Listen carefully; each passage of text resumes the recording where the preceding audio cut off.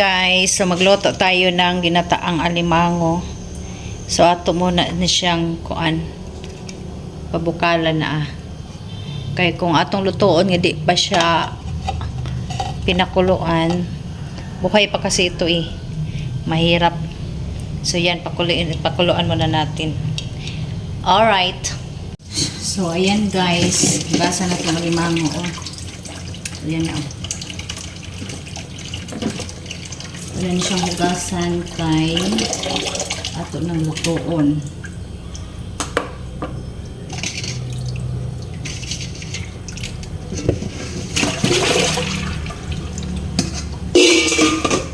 So tanggalon na nato siya sa kuan, sa iyang higot. Lang sabi na kusog ka kamukha na ni Herbs. Yeah. Ayan na guys, wala na siya makuyang nakatanggal na siya. Tapos ang himuon na to ito ni siyang tungaon. Inya, igisa na to, lagyan ng gata, tapos lagyan ng kalabasa and konting kangkong.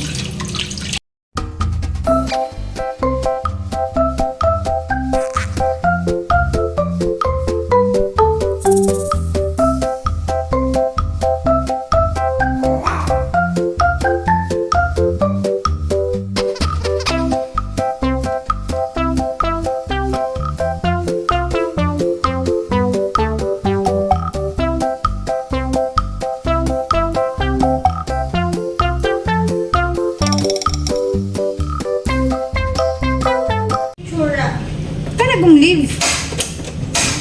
So ayan guys, and then maglagay tayo ng mantika. May seaweed na po, dito seaweed.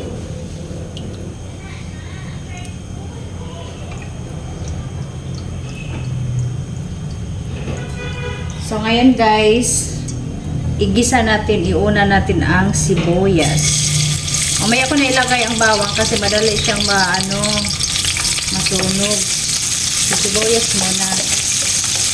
Yan.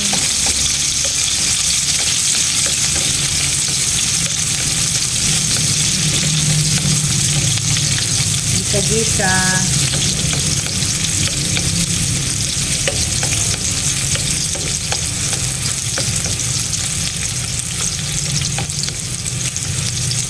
Tapos, ang ating bawang. Okay.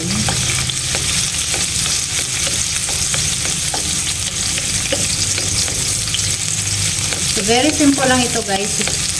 Igisa-gisa lang natin ang mga lamas, mga panakot ba. Tapos, ilagay natin ang kalabasa. So, yun. Igisa natin ang kalabasa and then ilagay natin ang alimango. Tapos, lagyan ng gata.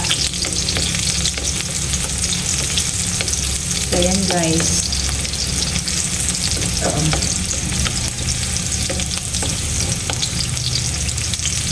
So, igisa natin ang sili para medyo maanghang siya. Ganito lang kasimple guys. Ganito lang kadali. Ayan.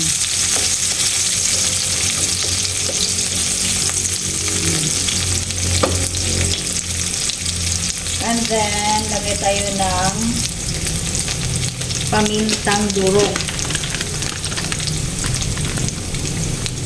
Okay. And then, okay. Iginisa ko na rin yung pamintang durog para siya maging, yung aroma niya.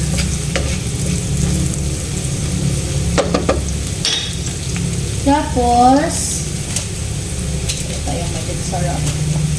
So, hindi na ako naglagay ng maraming abubot pa guys. So, igisa natin ang ating luya.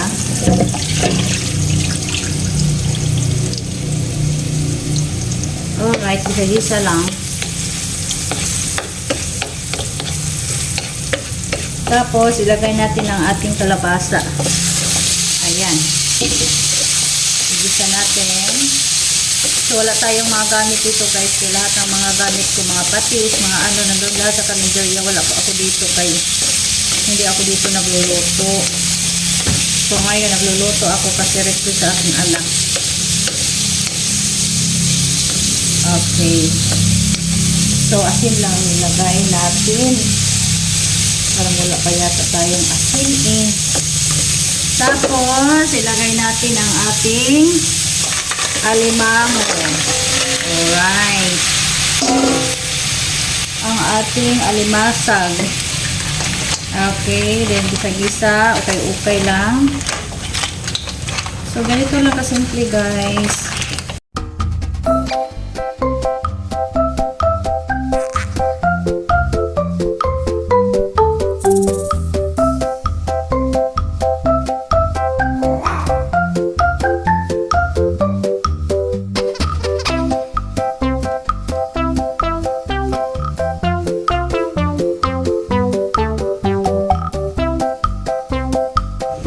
Okay, let's check. And at this time guys, ato na siyang tilawan. O diba? Tilaw ang atong kalabasa. Tilawan na to ang lasa kung tama na ba siya. Oo, ito guys, buti na lang pala nagala sa aking cook. Alright, so okay. Tapos mayroon pala tayo ditong magic sarap. Okay, lagyan natin ng kunti.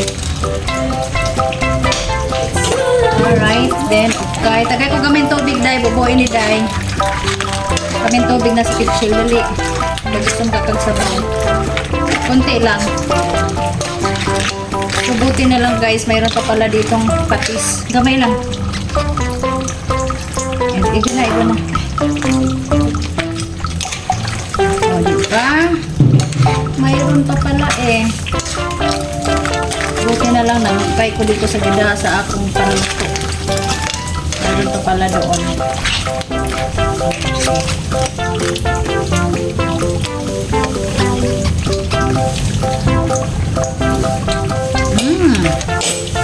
Sarap. Masarap na siya talaga. Walang halong biro guys, masarap na. Buto ni dito day, asan yung magic sarap na gan? Kuya mo niya. Next. Ay, buti na lang. Oh, aking unika. Veronica. So mamaya ko na ito patayin guys kung malaki na siya. Oh, guys. Umis ka dyan. So let's check. Okay. Luto na ang ating alimango or request by Crystal Maris Cadilinya. What? I didn't request. You did. Kayo nga luto ka lang. Kasi alam ko paborito mo ito. So okay na guys, luto na ang ating alimango. So ready for dinner. Okay. So aking anak ang maghugas kasi ako ay mama malansya sa uniform. Nag-i-arrange niya ang mga kusina na kay magkalat na po din rin niya kay magtrabaho dahil si Kuya Junmar. Masali na, mag-gas mo nga yung powder. Oh, paano anay niyo? So I'm done guys. Magplansya pa ko.